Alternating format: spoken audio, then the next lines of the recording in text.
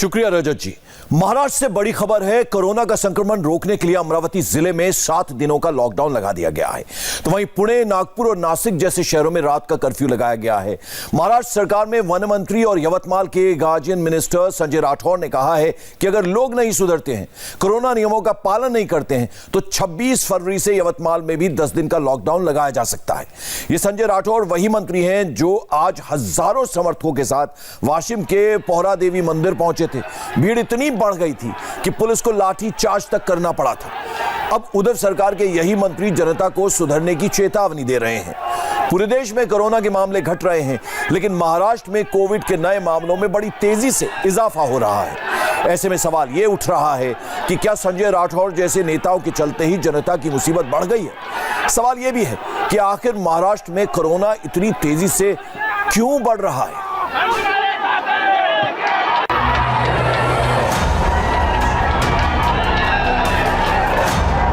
मंजर महाराष्ट्र के वाशिम जिले का। महाराष्ट्र के वन मंत्री संजय राठौर हजारों समर्थकों के साथ पोहरा देवी मंदिर पहुंचे थे, अपनी ताकत की नुमाइश कर। कोर्ट में पेशी से पहले देवी के दर पर मंत्री का ये शो ऑफ स्ट्रेंथ था। वाशिम महाराष्ट्र के बड़े कोविड हॉटस्पॉट में से एक है, लेकिन ना तो मंत्री ने एहतियात बरती और ना ही उनके समर्थकों में महामारी का डर था।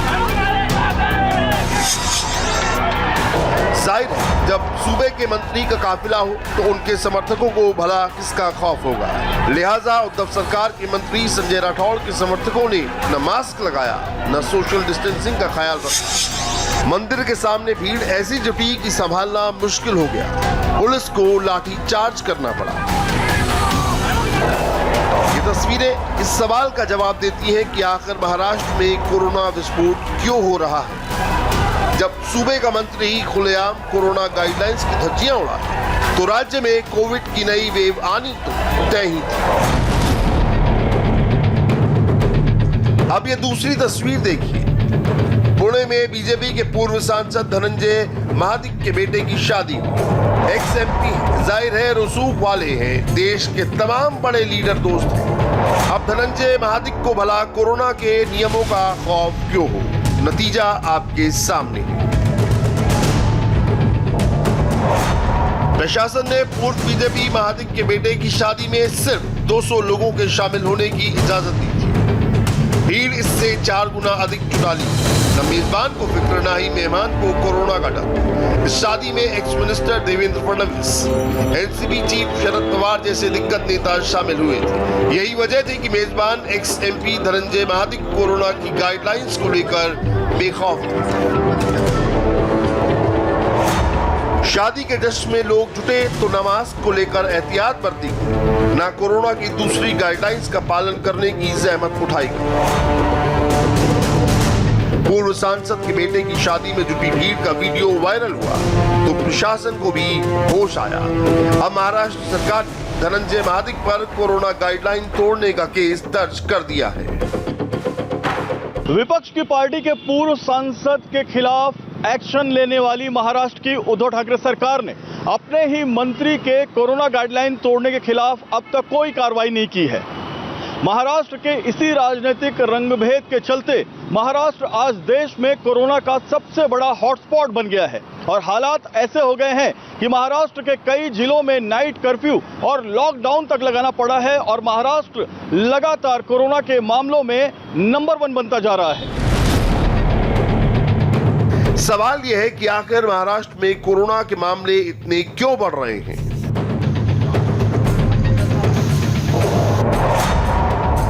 महाराष्ट्र के कुछ जिलों में लॉकडाउन क्यों लगाना पड़ा है?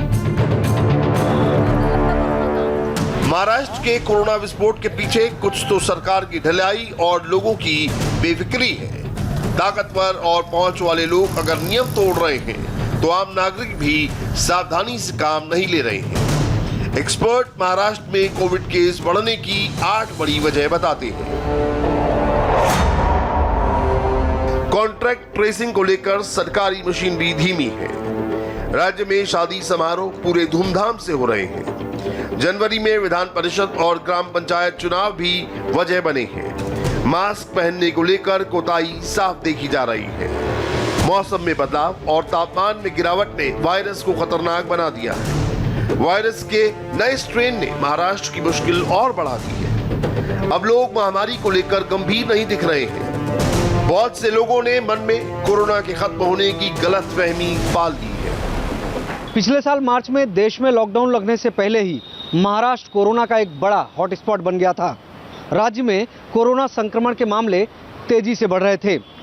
सरकार की सख्ती के बावजूद कोरोना की गाइडलाइंस का पालन करना, सोशल डिस्टेंसिंग का पालन करना लोगों के लिए मुश्किल बन गया था। आज एक साल के बाद फिर से राज्य उसी जगह पर खड़ा है। नेताओं और मंत्रियों की करतूत लोगों के लिए और ज़्यादा परेशानी पैदा कर रही है और इसका नतीजा राज्य की जनता भुगत रही है। शुरुआत में महाराष्ट्र ने कॉन्ट्रैक्ट ट्रेसिंग का काम बड़ी मुस्तैदी से किया था, लेकिन लॉकडाउन के पहले राउंड में रियायत मिलने के साथ ही सरकारी एजेंसियां इसे लेकर लापरवाह हो गईं। नए मरीजों का पता लगाने के लिए टेस्ट की रफ्तार भी धीमी हो गई। शादी और अन्य कार्यक्रमों में नियमों का पालन न करने से हालात और बिगड़ गए। अब कोविड की महामारी राज्य के ग्रामीण इलाकों में बड़ी तेजी से फैल रही है। हालात ये है कि पिछले 24 घंटों के दौरान देश में कोविड संक्रमण के 10,584 केस सामने आए। इनमें से अकेले महाराष्ट्र में 5,210 नए केस सामने आए हैं। नए मरीजों को मिलाकर राज्य में कोविड-19 के शिकार हुए लोगों की संख्या 21,06,094 हो गई है। इस महामारी से महाराष्ट्र में मरने वालों की संख्या 51,806 को पार कर चुकी है। अकेले मुंबई में 24 घंटे में कोविड के 761 केस सामने आए। नागपुर में 710, अमरावती में 672, तो पुणे में 1,176, जलगांव में 319 नए केस सामने आए हैं। हालात बिगड़ते देखकर अब सख्ती बरती जा रही है। ये तस्वीरें मुंबई की हैं, जहां की मेयर किशोरी पेडनेकर खुद मास्क बांट रही हैं, लोगों को मास्क पहनने के लिए जागरूक कर रही हैं। वहीं मुंबई नगर निगम और पुलिस लगातार मास्क न लगाने वालों के खिलाफ एक्शन ले रही है। मुंबई में लोकल ट्रेन सेवा चालू करने को भी कोविड केस के बढ़ने की वजह बताया जा रहा है। इसीलिए अब रेलवे स्टेशनों पर बिना मास्क के घूमने वालों के खिलाफ पुलिस कार्रवाई कर रही है। मुंबई में मास्क न पहनने पर 200 रुपए जुर्माना लगाया जाता है। पिछले 3 दिनों में करीब 18,000 लोगों के खिलाफ मास्क न पहनने पर कार्रवाई की गई है। खुद मुख्यमंत्री उद्धव ठाकरे लोगों से अपील करते रहे हैं कि वो इस महामारी को रोकने में सहयोग दें और मास्क पहनें, वरना उन्हें लॉकडाउन लगाना पड़ेगा। मुख्यमंत्री की अपील और प्रशासन के एक्शन के बावजूद राज्य में कोविड केस बढ़ते ही जा रहे हैं। मुंबई के अलावा अमरावती, अकोला, पुणे, यवतमाल, वाशिम, नासिक, बीड, नांदेड़ और नागपुर महाराष्ट्र में कोविड के बड़े हॉटस्पॉट बन गए हैं। महाराष्ट्र में कोविड विस्फोट की एक वजह चुनाव भी रहे हैं। राज्य में जनवरी में विधान परिषद के चुनाव हुए थे, उसके बाद ग्राम पंचायत के चुनाव हुए। दोनों ही चुनावों में खूब भीड़ जुटी, नेताओं ने रैलियां की, शहरों से लोग अपने गांव वोट डालने गए। अब नतीजा आपके सामने है। देश के आधे से ज्यादा कोविड केस महाराष्ट्र से ही आ रहे हैं। केरल में देश के लगभग 38% एक्टिव केसेस हैं। महाराष्ट्र में देश के लगभग 37% एक्टिव केसेस हैं। कर्नाटक में 4% और तमिलनाडु में 2.78% एक्टिव केसेस हैं। तो जैसा हमने पहले आपको जानकारी दी कि केरल और महाराष्ट्र ये 2 राज्य 75% एक्टिव केसेस इन्हीं 2 राज्यों में हैं। कोविड-19 की नई वेव से निपटने के लिए कई जिलों में नए सिरे से पाबंदियां लगा दी गई हैं। पुणे में रात 11 बजे से सुबह 6 बजे तक कर्फ्यू लगा दिया गया है। स्कूल और कॉलेज बंद कर दिए गए हैं। अमरावती जिले में 1 हफ्ते का कर्फ्यू लगाया गया है। इस दौरान केवल जरूरी सेवाओं की दुकानें खुल सकेंगी। वहीं यवतमाल जिले में 10 दिन का लॉकडाउन लगा दिया गया है। नासिक और नागपुर में नाइट कर्फ्यू लगाया गया है। साप्ताहिक बाजार बंद कर दिए गए हैं। शनिवार रविवार को पूरी बंदी होगी। अहमदनगर जिले में रात का कर्फ्यू लगा दिया गया है, जो 15 मार्च तक जारी रहेगा। जलगांव में भी रात 10 बजे से सुबह 5 बजे तक कर्फ्यू लगा दिया गया है। परभणी में स्कूल, कॉलेज और साप्ताहिक बाजार बंद कर दिए गए हैं। बुल्ढाना के कुछ इलाकों में भी कर्फ्यू लगाया गया है। यहाँ के शेगांव गजानन महाराज का मंदिर अगले आदेश